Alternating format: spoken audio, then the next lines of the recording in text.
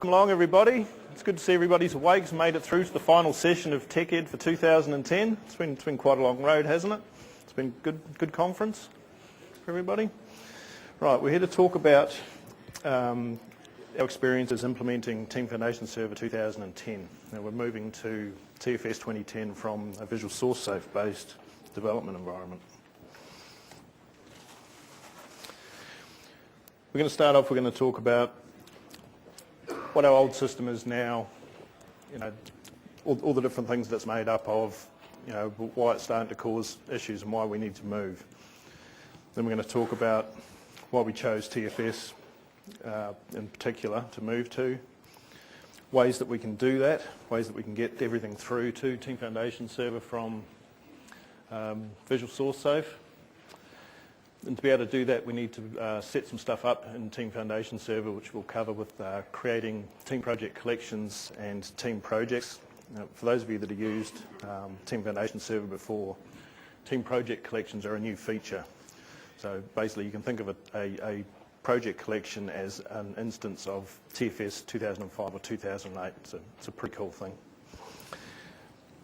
Then we'll go through modifying process templates. Process templates are what you use to manage your software lifecycle, your work process. You get things like formal templates, agile templates, or Scrum templates. That's basically what we mean when we talk about process templates. Then finally, we'll finish off, just go over a few things that you need to talk about when you're introducing Visual Source Safe users to TFS. Right. In our old system, or the system that we're still using while we finish the migration off, we have two Visual Source Safe databases. Our original Visual Source Safe database has been going for a lot of years now. It's become very large. It's got a lot of work in it. But it's got to the point where if something goes wrong with it, if it needs a fix or an analyse, it takes a long time to run. It generally gets done overnight by the Source Safe administrator.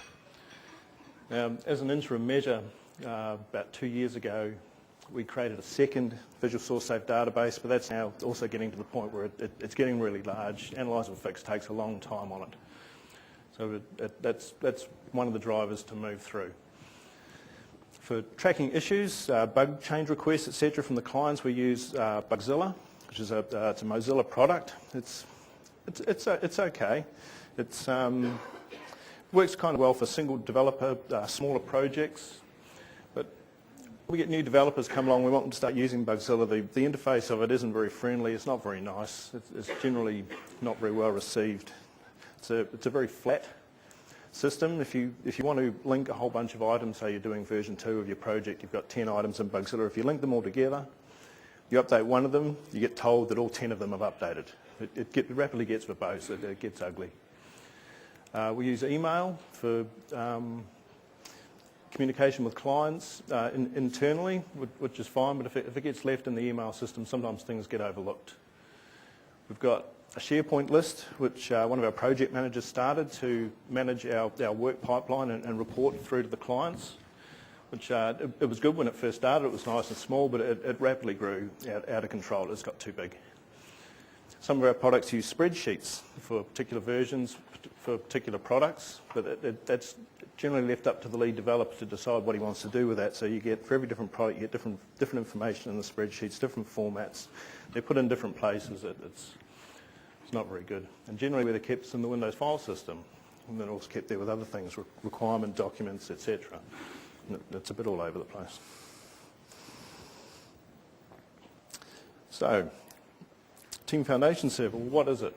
As you can see from this graphic, it really is a tool to manage the whole of the software lifecycle. The bits that we're going to be concentrating on today are mainly around version control and the work item tracking. The build automation and the reporting we haven't quite got to in our implementation yet, so there won't be too much stuff on that. Yes, mate. How's that? Okay, cool. We'll carry on. So, why did we make the decision to migrate from Visual Studio and all our other lovely products through to Team Foundation Server? Well, There's a lot of reasons, one of which is it's available for us to use under our MSDN license, which is wonderful. We can go to the bean counter and we say, we've got this new product we want to use and it's not going to cost you anything, so they tend to agree to that sort of thing. TFS is going to combine a lot of the functions of all the other products that I mentioned earlier into a single product. So it's going to remove a lot of double, sometimes even triple entry of items. In the system we have now, we receive an email, we have to then take stuff out of the email, put it in the SharePoint, put it in Bugzilla, probably email it off to somebody else, maybe write it into a spreadsheet. You know, it's very monotonous. We want to get rid of that. It's going to help improve our efficiency and our accuracy, because this is a product that's used by everybody in the organisation, from developers, testers, project managers, through to software development managers and even clients. When the software development manager wants to know something like, Gavin, have you finished working on that urgent requirement for your product? He can just go and he can have a look at his report that's on his computer, and he doesn't have to come and chase me and ask me for it. It's all there. It's really cool. TFS has some really awesome advanced source control functionality. One of the top reasons to going for it is it allows you to do multiple checkouts on a single file. Those of you that come from a source safe environment, have you ever had two people working on a product and they both want the same file at the same time? Anybody? Yeah, okay, cool, yeah, some people are awake, that's fine. With Team Foundation Server, both developers now can have that file checked out, and then when they go to check it back in, Team Foundation Server will attempt to automatically merge changes from both developers into the file. It'll have a go. It doesn't always work. Sometimes it pops up a merge tool and you have to do it yourself, but generally it's pretty good. It's a lot better than doing it manually, put it that way. Branching and merging is now integrated into the product. It's something you can do with Visual Source Safe, but it's pretty manual and it's pretty ugly. Team Foundation Server introduces the idea of a change set. I should probably qualify that. It introduces the idea of a change set if you're coming from a source safe based environment. If you've used Team Foundation Server before, you'll already be familiar with the idea of a change set. But what a change set is your client might say to you, I want you to add a widget to the About box to make it really cool and really fine. So what you do is you go into TFS, you create a requirement that says add a widget to the About box. You go and you make your source code changes. You might add a file, change a code file, and then you check those changes in against that requirement, and that becomes a change set. So if another developer comes along and says, what did you do to satisfy this requirement? They go and say, okay, it's change set 12. They go and what was in change set 12? Oh yeah, it's just that. It's all there for you. Whereas in source safe, you'd have to have an idea of, well, when did he do it? He did it about 2 o'clock last Thursday. So I'll go and have a look in the history and see what changed around 2 o'clock last Thursday. But it's not too flash. It's not accurate. When checking files in, we have a new state of checking stuff in called shelving. What shelving allows you to do is it allows you to take your local changes on your disk and you effectively put them into Team Foundation Server, but they're not checked in. So if I'm working on something, so it's going to take me 3 days, at the end of each day, I'll shelve my changes, so they're in Team Foundation Server, they're protected. When the developer comes along and they say, I want to get the latest version, they won't get anything that I've shelved because I haven't checked it in. When you do get latest, you'll only get items that have been fully checked in, not shelved. It's a really great feature. You can use it. You know, your boss comes along and he says, look, Gavin, I know you're 95% of the way through implementing that feature, but I really need you to stop right now and go and spend a day doing something else. You think, okay, I really don't want to do that, but to protect all my changes and to prevent me from breaking the product for anybody else that's working on it, I then shelve my changes, they're protected, they're fine, I go off, do what else I need to do, and I come back and I unshelve my changes and I carry on working on it. In the meantime, if my laptop's been stolen or one of the other many disasters that can happen to cause you to lose stuff, you're protected, you're fine, because it's all on the server. Also, we get a concept called check-in policies. Now, check-in policies can do things like when you're checking in, you can be forced to add a comment to what you're checking in. You can be forced to associate what you're checking in with a work item. So if you've made using our widget example on the About box, when you go to check those files in, you have to tell it that the stuff that I'm checking in is to satisfy this requirement. So it's all linked together.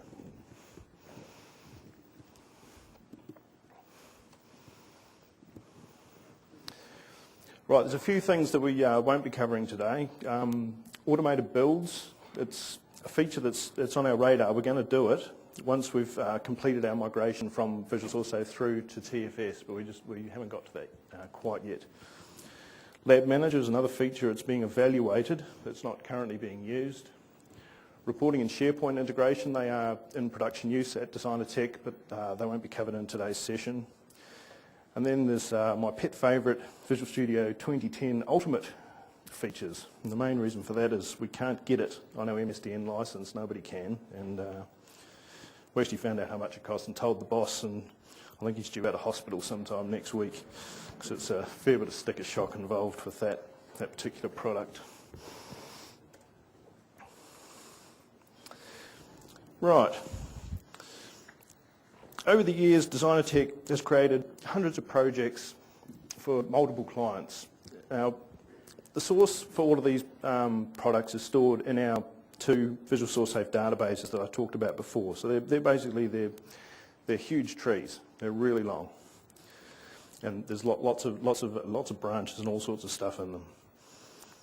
What we're going to do with this team project collection of TFS 2010 is we're going to take those two huge trees and we're going to organise them into logical groups on two layers. Now at the top layer, or the team project collection layer, what we've elected to do with that is we're going to create a team project collection for each one of our clients. So if for example, say we had 10 clients that we were working on, we'd end up with 10 team project collections. Now, one of the things with team project collections is that any configuration that you do in Team Foundation Server, you have to do on a collection by collection basis. So if you're going in and you're saying, I've modified my Agile template because I've had to add all these features that my client wants.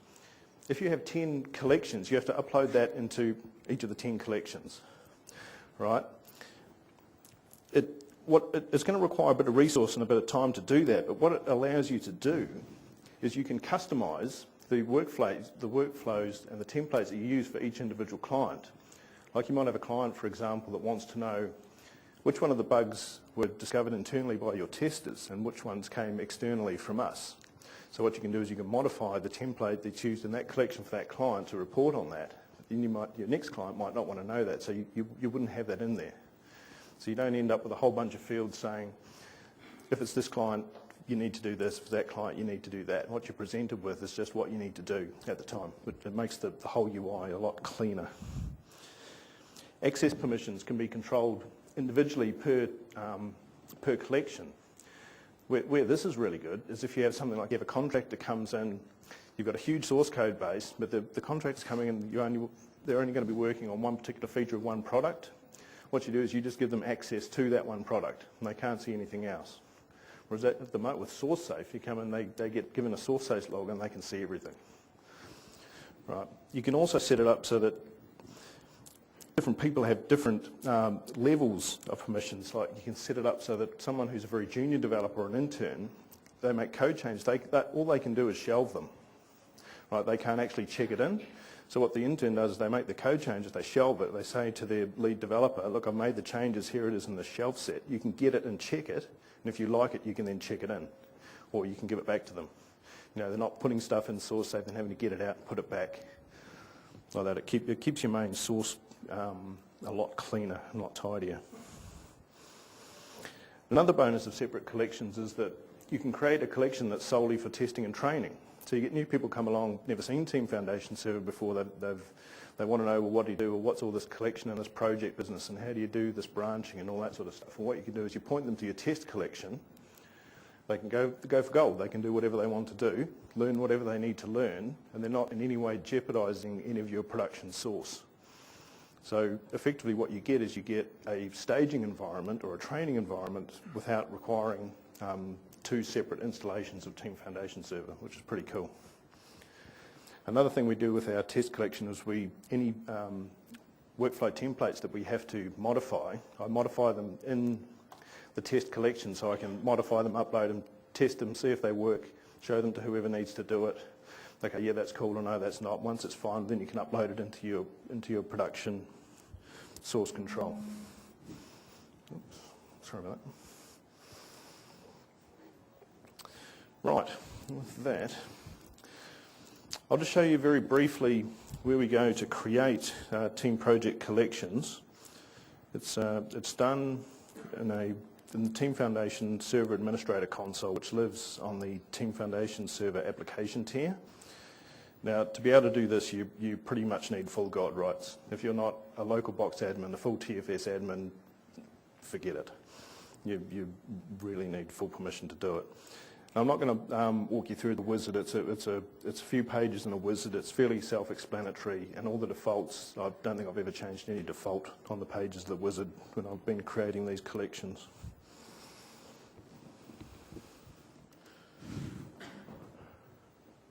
Sweet. Now, the next layer is a team project. Team projects exist inside team project collections. What we've decided, or how at Design Tech, how we've decided to implement this is that every product we do for a given client will become a team project. What team projects get is a team project will get its own source control folder. It'll get its own set of work items and requirements. So if you go into your, say you've got a client called Acme and you're making a product to demonstrate rockets, you go into your rocket project and you query it and you say, well, what are the open requirements for my rockets project for Acme? You get a very short filtered list. These are the requirements that you have. Whereas if you're using something like Bugzilla, you get a huge list. It's got thousands and thousands of requirements on it, and then you have to then go and filter down to what you want to see. Whereas basically out of the box with Team Foundation Server, you get that filtering, and it allows you to really focus on what you're doing. Now, team project collections can have as many team projects in them as you want. A team project is not limited to something like a CS or VB project. It can be whatever you want. You could, one of the ideas that we toyed with when we first looked at TFS was just to have one project collection, then to have one team project per client, then to have each project that we do for that client just in folders underneath it, which would really make it a whole bunch of mini source safes.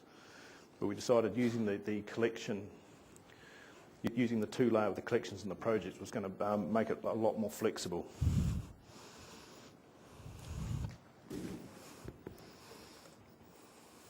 Right, we create team projects. Again, this is quite a simple wizard, so I'm not going to go through it, but once you have a team project collection created in your TFS application tier, you then go down to the Team Explorer, which is just another window in Visual Source Safe.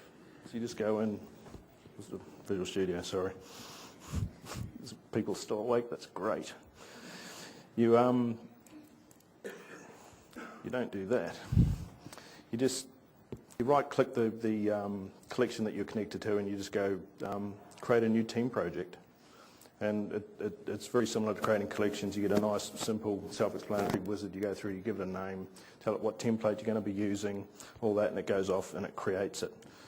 Now, I could demonstrate that if you wanted to sit and watch a wizard sitting there doing stuff for about 10 minutes, but it's quite a lengthy process, so we won't do that.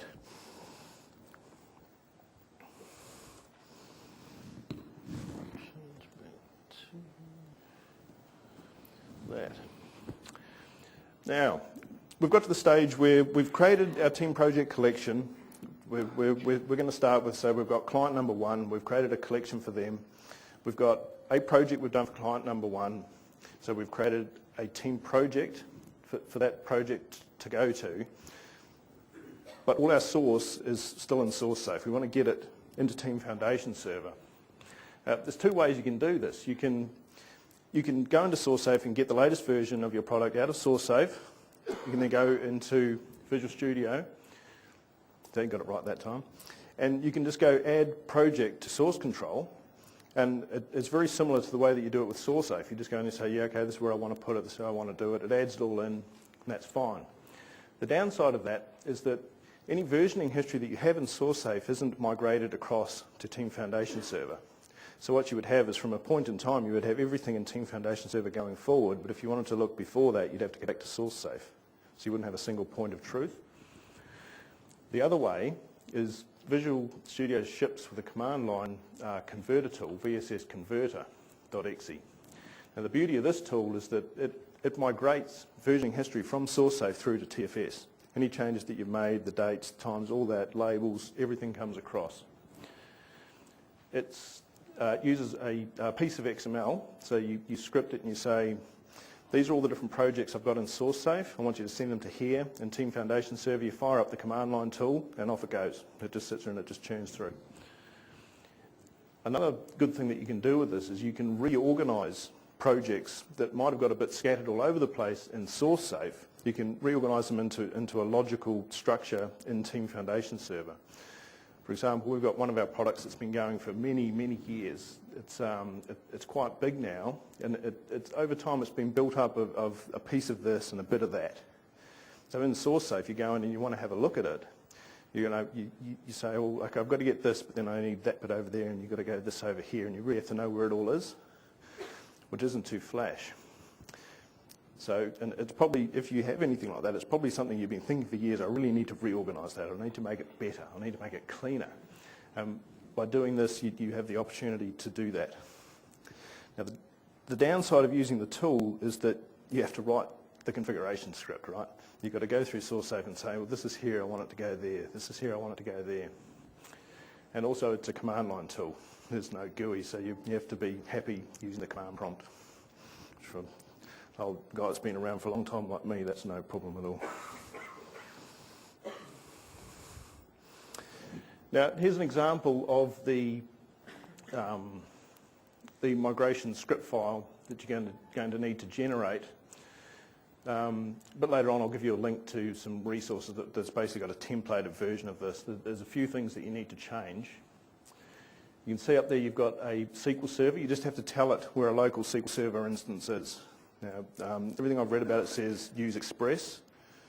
Nothing's ever said you can use a networked server, but you notice you don't have to give it any connection credentials. But if you try and run the tool without a server being there, it won't work. Right, the next thing you have to tell it is where your Visual SourceSafe database is. Now, when you run the conversion, you're running a tool that you have to run it in an admin command prompt, so it has full access to your SourceSafe database. So whatever you do, don't run it on your production SourceSafe database. Copy your SourceSafe database first and run the conversion on the copy. Next thing, there's a user map file, which you can use to map your SourceSafe users through to what in most TFS instances will be domain users. That's actually generated using the converter tool, which we'll go through in the demo. In the middle there, you have a project map section. This is where you go through and you put an entry saying, this project, the Acme Rockets project, that's where it lives in Visual SourceSafe. This is where I want it to go to in Team Foundation Server. So what you're specifying there is a team project. That team project has to exist when you run the tool, otherwise it'll fail. And what you're specifying down here is you're specifying all the connection details through to your Team Foundation Server. The thing of interest there is the virtual directory / collection name. What that means is that you can only migrate, you need a script file for each of your team project collections to run. You can only do one at a time. But that can actually be a good thing, because what it allows you to do is it allows you to stage your migration from SourceSafe through to TFS. Now, just to give you an example, an idea of how long that could take, the biggest project I've migrated so far out of SourceSafe, it's a project that's got 20 assemblies in it. It's got about 2 years worth of history in SourceSafe. It's about 1,000 files and about 100,000 plus lines of source code. That took about 22 minutes for each run of the conversion tool, and you have to run the conversion tool twice, as you'll see. Right, how am I going? Not too bad. Now, as I was saying, there's a few prerequisites that you need to do before you start running the conversion tool. The first one is make sure everyone's got everything checked in, because Visual SourceSafe locks aren't maintained as part of the migration process. So if someone has a file checked out and they've made a change to it and they haven't checked it back into SourceSafe, that change will get lost when you migrate it through to TFS. Copy your SourceSafe database. You probably want to switch those two steps. You probably want to analyse it and fix it first and then copy it. And then you're going to migrate from your copy. Now, when you're running the conversion, remember your target team project has to exist. You have to have created that. First time you run the tool, you're going to run it in analyze mode. Now, what this does is it goes through it, it checks your configuration, it makes sure that everything you're pointing to exists and everything's all going to be happy. And it'll give you a little report on any problems that you're going to encounter. Part of running the tool in analyze mode, it generates you a user mapping file, which allows you to take all your SourceSafe users and map them through to TFS users. And then finally, you run the tool in migrate mode, and it actually takes everything out of SourceSafe, or everything you've configured the file to take out of SourceSafe, puts it into TFS. So now we're going to get all ambitious. We're going to try and do it. Right. Go through to my list of notes so I don't forget anything. Now, what I've done here is I've analysed my SourceSafe database, and I've made a copy of it, and I have my setting file ready. So as we can see, we've got a file here. Can everybody read that? You want it to be a little bit bigger? It's effectively what was on the slide earlier. The only difference is that it's now got the full collection name, because I couldn't get that on the slide before without it wrapping around and looking really ugly, without making it really small. So we've done that. Now you come through to here. Now you notice this is an administrator command prompt. You need an elevated Visual Studio 2010 command prompt for this to work, otherwise it'll just fail. So we just come in and we run the tool. We're going to run it in the analyze mode.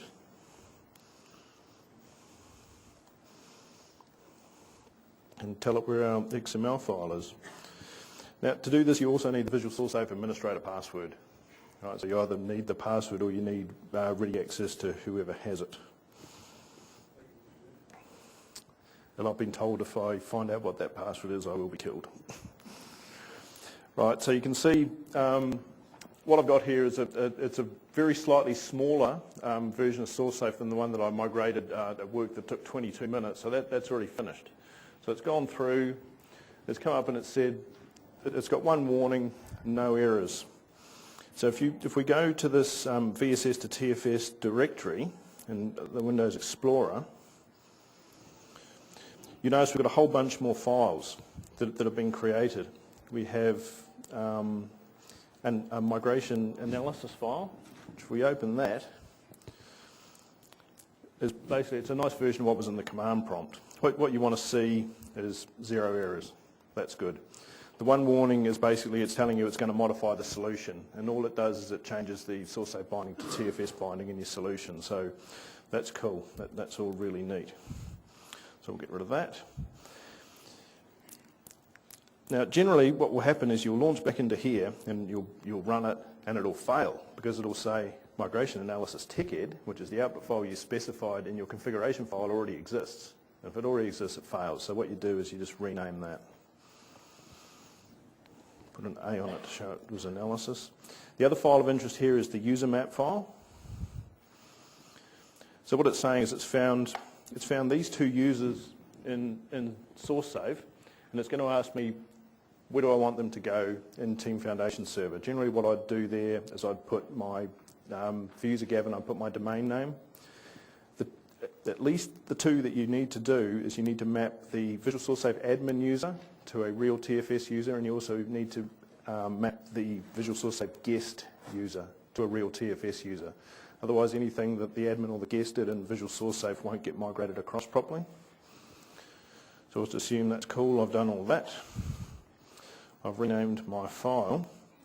Now what I'm going to do is I'm in anger, I'm going to migrate this through, and just to show you that it's not already there, this is where I'm going to send it to. You know, so my source control explorer, there's no rockets project there. Come back to my command prompt, we're going to run this in migrate mode.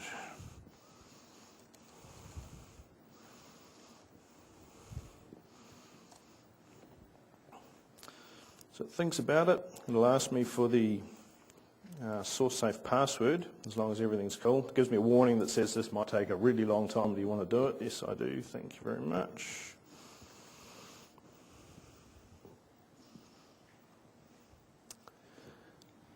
Okay, that warning you sometimes get is telling me that this build process templates directory already exists in Team Foundation server. It seems to tell you that all the time. I'm not really sure why it warns you about it. You just carry on and everything's cool.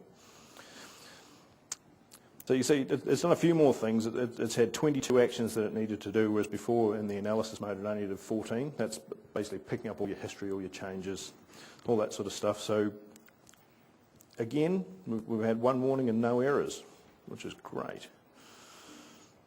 And you can see we've got another analysis XML file which we can then go and look at. And this time it's telling us the migration's completed, no errors, no warnings, and it's converted one project. So now if we go back into our source control explorer and do a refresh on it, see we've got a project. It's migrated through. Now you notice that the project is, everything's greyed out. So I can't do anything with it. To be able to use a project from Team Foundation server, you need to map the project from TFS through your local drive. It's the same process of setting your working directory in source safe and then go and get latest. So what we do is they provide a nice little link up here. We click that and we browse to a local folder, which is not in all the recommended places, but oh well, I'll get over it. We map it, and it's telling us that, hey, you're mapping this, but you still can't do anything until you get latest. Do you want to get it? So yes, you do. It does a get, and you notice everything goes black, which means it's available. You've got your directory up the top here that you map to. So what you can now do, ooh, I did it the wrong place, didn't I? Okay, I'll unmap that. So we need to do that up at the solution level. So we'll remove that. That's cool. We'll go up there and we'll try that exercise again.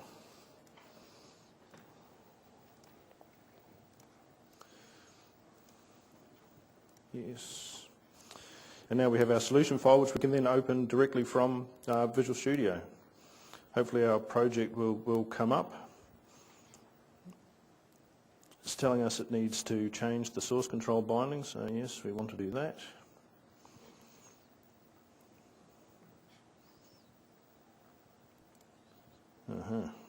Didn't do this all the other times I demoed it, but that's fine. It means we're probably just going to have to add it back in again. That's all cool.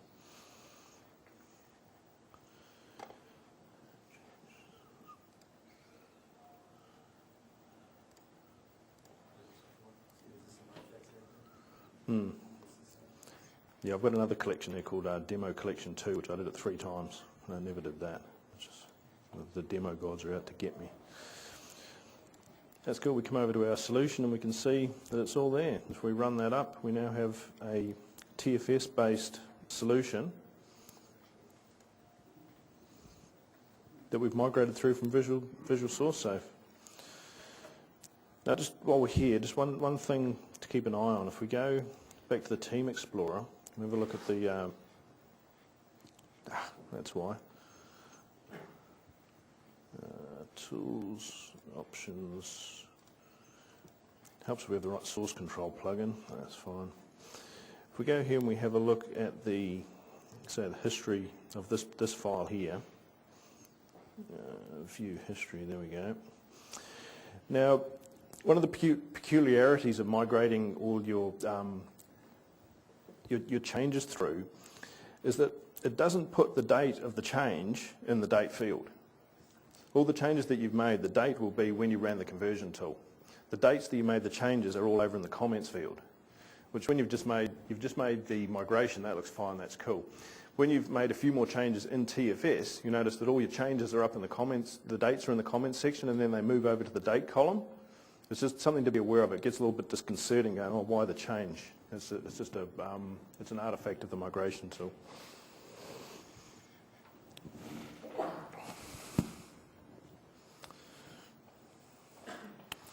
Now, process templates. Team Foundation Server comes with two process templates out of the box. There's a formal template and an agile template. You can go out onto the internet and there's loads of people have made their own process templates to suit their own particular processes. There's also a Scrum template available in the Visual Studio Gallery that you can download. To be able to use a process template, chances are you're going to have to modify it to suit the needs of your business, the workflow, the requirements that you have, etc. To be able to modify a process template, there are process template editors that will be run from within Visual Studio, but they're not part of the default Visual Studio install. You have to download and install the Team Foundation Server Power Tools, which again is available from the Visual Studio Gallery. So once you've done that, you've downloaded the Power Tools, you've installed them, that's fine. To be able to edit a process template, you have to download it from Team Foundation Server onto your local disk, and then you have to edit the files on your local disk using the process editors, and then you have to upload it again before it can be used. Now, to do that, you use the Process Template Manager, which is accessed through the top-level collection in your Team Explorer.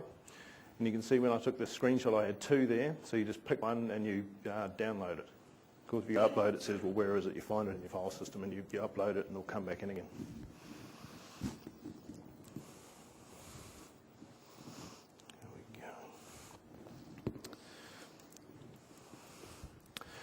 Now, process templates are edited from inside Visual Studio. So what I've done is I've gone into my Process Template Manager here.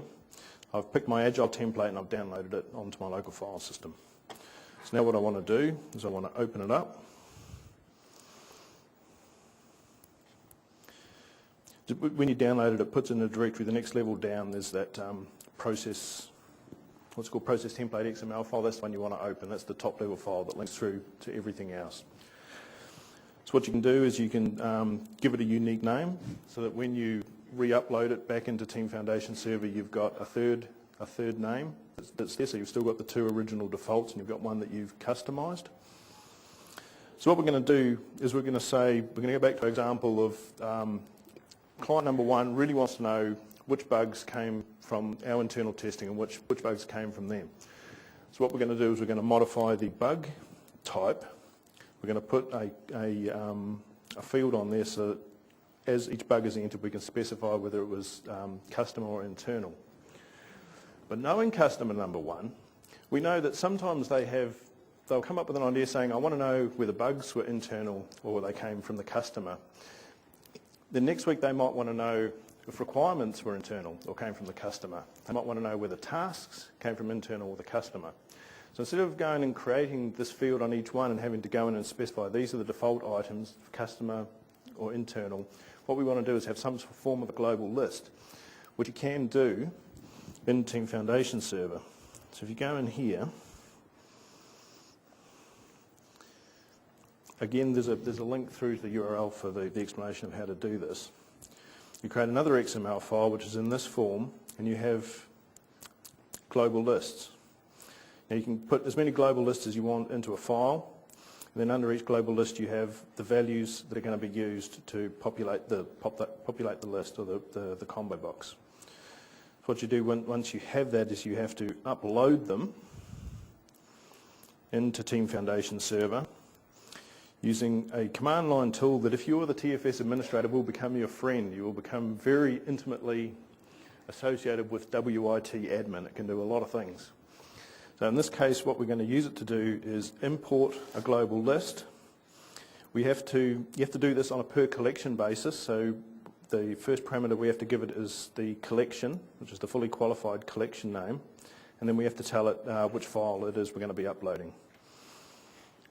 And again, you have to do that in an elevated command prompt. So over the time we've already done that. So what we need to do now is we need to go into our bug type. And the first thing you have to do is you have to create a data field to be able to do this. So what I've done is I've created a field called origin, and it's got a field ref name called teched.origin. And you have to remember both of those because some places use the ref name, some places use the name. It's a little bit inconsistent, but you'll get the hang of it quite quick. So we go in here, we've called it origin, it's type string, it's got the reference name, a bit of help text, and then what we have to do is we have to give it some rules. So to make it a list, you have to give it a list of allowable values, right? If you're only going to be doing it in one place, you're not going to be using a global list, you go in and you add one at a time, you add some list items. If it's going to be a global list, you have to tell it it's a global list colon in that form, and then you have to give it the name of the global list that you uploaded earlier. So that name there, WI origin, is what you have to specify in there. And you can also give it a default value. But to do that, you actually have to type it out. You can't actually reference your global list inside a default rule. So make sure you get your typing right, because otherwise the user won't be able to pick anything, won't be able to pick something valid. So we do that, and then what we need to do is we need to put it on the form. So if we, just to show you that there's no magic involved, if we go up to the Team Foundation server and we create a bug, you notice in this area it's blank. It's just area and iteration. There's no field there, right? That's cool. So what we're going to do is under area and iteration, we're going to add another control, and we're going to call it origin. So what we do is we put a label on it, we call it origin, and here we have to use the ref name, which is teched.origin. And before we upload it, we can preview it, and you can see it's going to add a combo box there, so that will allow the users to specify where the bug came from.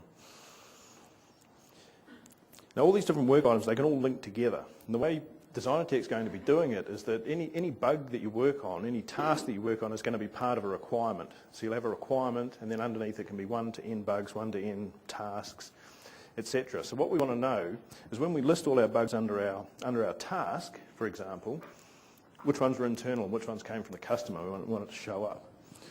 So what we then have to do is we have to edit. We have to edit the task type.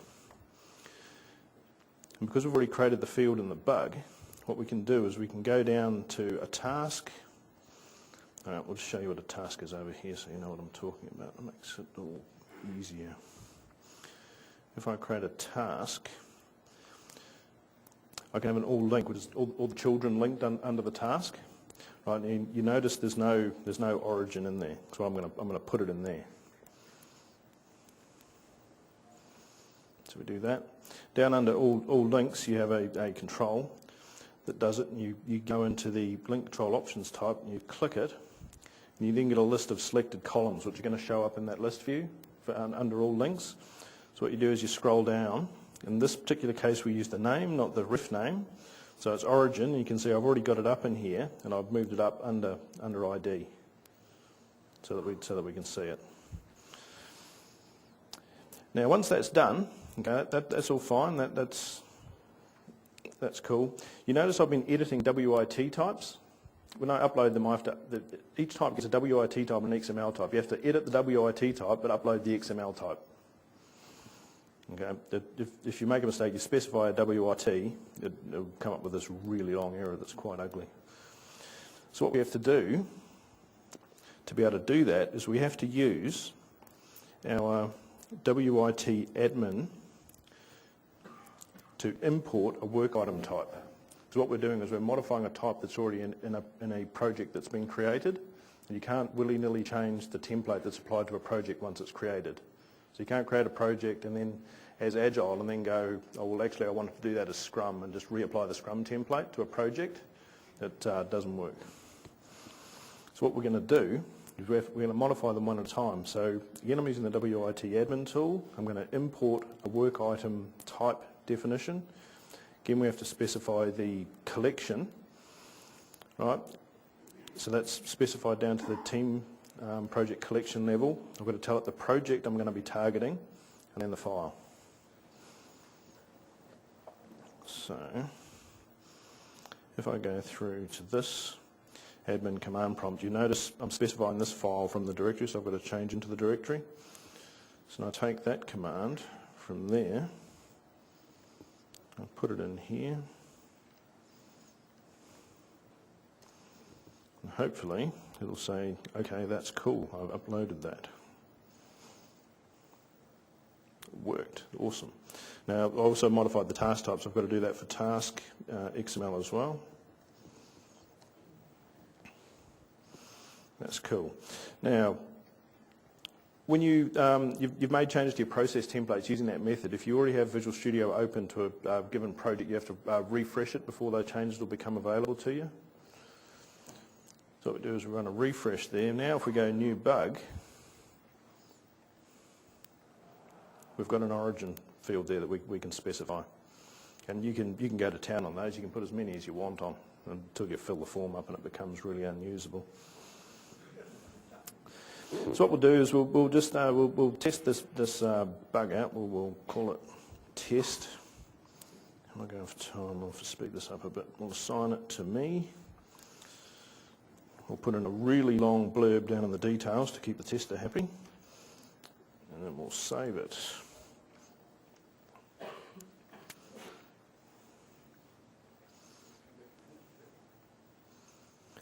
That's fine. That's all good. It's my colleague heckling me down here in the front row. So now what we've got is bug number 7. See, after I saved it, it gave it an ID once it had actually created it in the database. If we go through now and we run a query saying what are my open bugs, it's not there. Typical. Right, okay, we'll do that a different way. What we'll do is we'll create a task and we'll create a bug underneath it. Test, save. Oh, I need to assign it to someone who actually exists. Yeah, that's cool. Now down under all links, see I've got the origin column there that I made from the templates. What we're going to do is we're going to add a bug underneath it, also called test.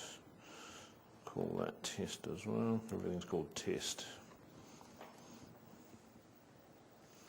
We'll save that. So we've got task number 8, bug number 9. So if we have a look in the task, underneath it we've got the bug. But then we think, well, gee, I really didn't want to create that bug under that task and I want to get rid of it. There's no way you can do that in the UI. To do it, you need to use the WIT admin tool, believe it or not. So what we'll do is we'll come back to our list of commands that we've got here. We've got another version of another command that WIT admin runs called destroy work item. So what we're doing is we have to specify the collection that we're going to be doing it in, and we have to give it an ID. So in this case what we're going to do is we'll get it back. There we go. We'll take that, put it in our command prompt.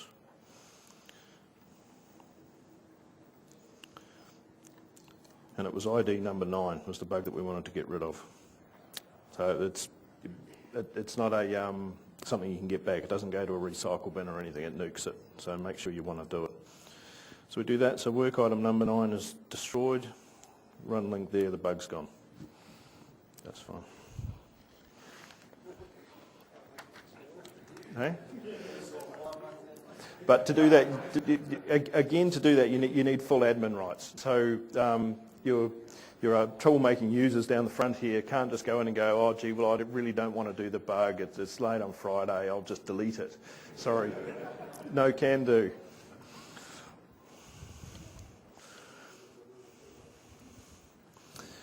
Right.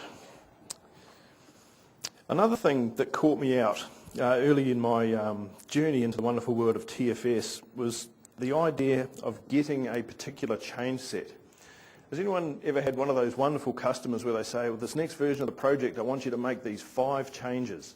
And I really want these 5 changes. So you sit there, you create your requirements, you do your 5 changes, you get the customer along for some user acceptance testing, and they go, yeah, that's really good, but I only want 1, 2, and 3, and 5. I don't want number 4.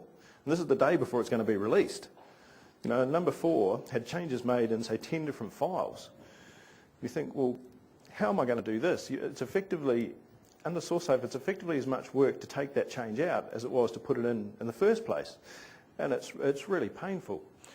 What you can do is you have this idea of these change sets. So in Team Foundation Server, we have 5 change sets. So you think, I'll go into the source control, and what I'll do is I'll go back to the start, and then I'll get change set number 1, 2, 3, and 5. 4 won't be there. Everything will be good. The client will be happy. It won't be too much work. So if we go over to our project and we get this get specific version dialog, you notice there's a change set option. So we think, yeah, that's cool. Okay, what I'll do is I'll put in 1, I'll get it, 2, 3, 5, it'll be good. The trap is that when you put in a get into this dialog, you think you're getting a specific change set, you're getting up to and including a specific change set. So if you do the trick where you do get 1, get 2, get 3, when you get 3, you're getting 1, 2, and 3, and then you go 5, you get 1, 2, 3, 4, and 5. So you think, oh, this is cool, I'll build it, give it to the client, he rings up, he's not happy, it's still there. Why? It's because of the way that works. Now, there is a way to get an individual change set. What you do is you go into this dialog, you get 3, so you'd have 1, 2, and 3. Then you have to go back to our friend the command prompt, and you have to use another command line tool, TFPT, the Team Foundation Power Tool command line tool. So what we do is we go off to our dialog and we tell it, or the command that we have to run is TFPT, get CS, which is get change set, and then we give it a change set number. Well, how does the tool then know which collection am I talking about? Which project am I talking about? Because IDs aren't unique across the whole of TFS, they're in individual projects. What you have to do for that to work is that your command prompt has to be in the directory that the project's mapped to. So before I ran that, I'd have to change my command prompt into this directory here. Then I would run that command, and it would give me the change set. So I'd put 5 in there, so then I would have 1, 2, and 3. I'd have 5, I'd do a build, give it to the customer. He's happy, he's got the 4 that he wants. The one that he doesn't want is gone. It's all good, everyone's happy.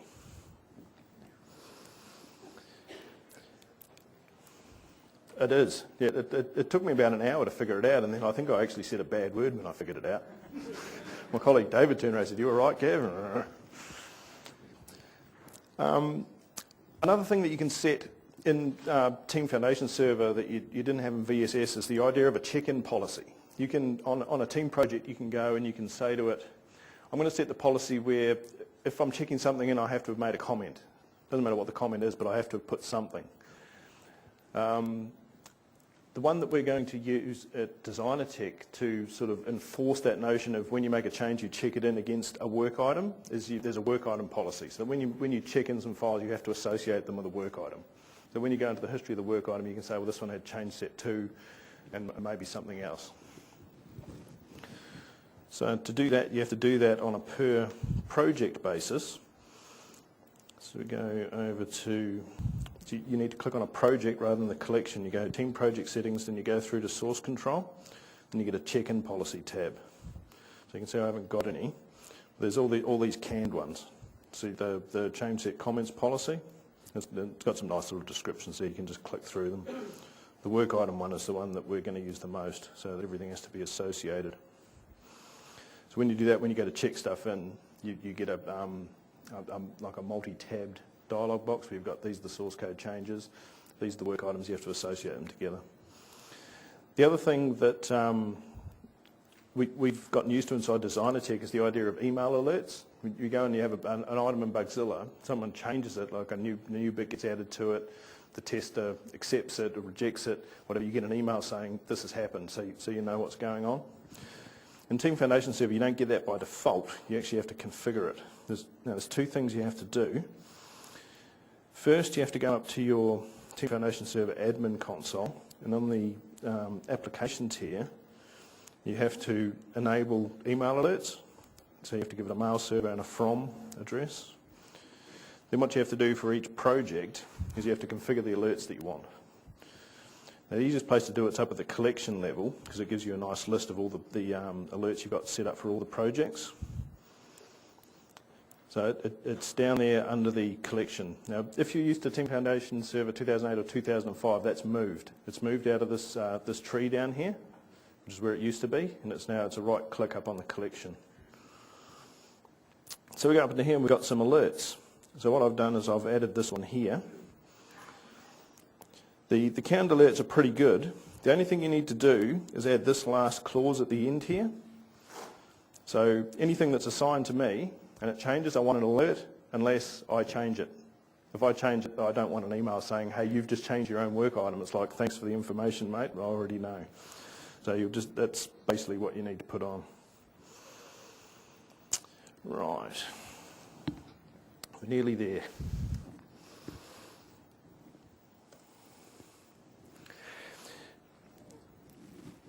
Team Foundation Server, and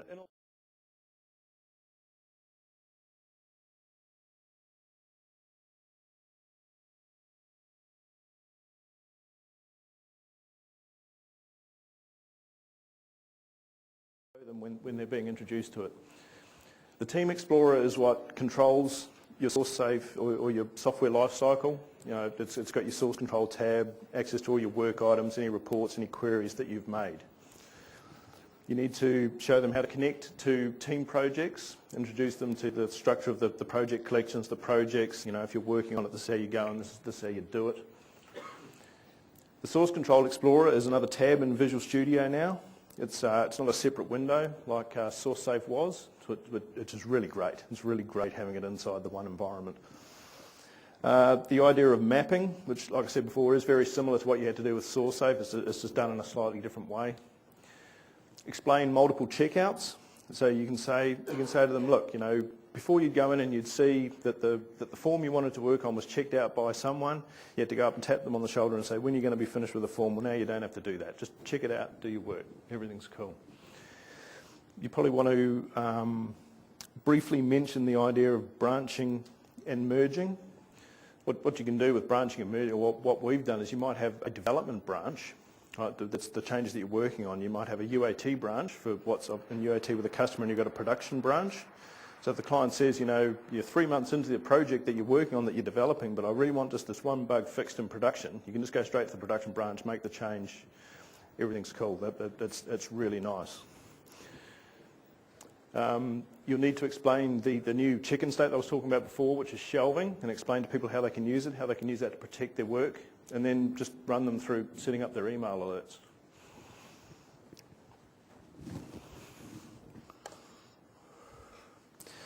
Now, here's some resources that I found really useful when I was going through the process of moving through to TFS. The top one is the Visual Studio and TFS Power Tools. They're both in the gallery.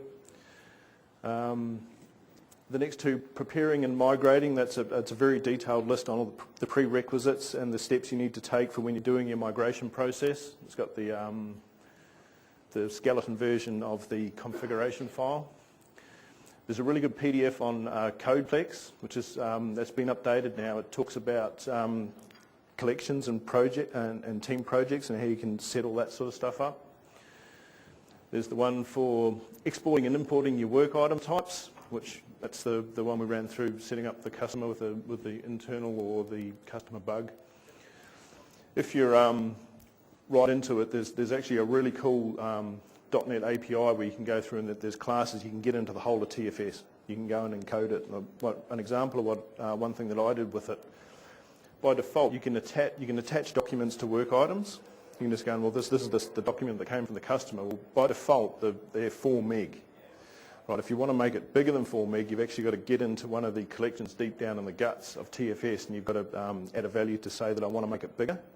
There's 2 ways you can do it. You can do it with a web service, which is how one of our network engineers did it, or me being a code head, I've sat there and wrote some code and did it with code. So the whole thing's there, it's really easy. Then finally the last one explains to you how to use global lists. So that's pretty much it. We've made it. We've made it to the end of Tech Ed. Are we all still awake? We are. Wonderful. So we've got 1 minute officially for questions, but if there's any questions, there's no more sessions, so there's no pressure now. Thank you very much.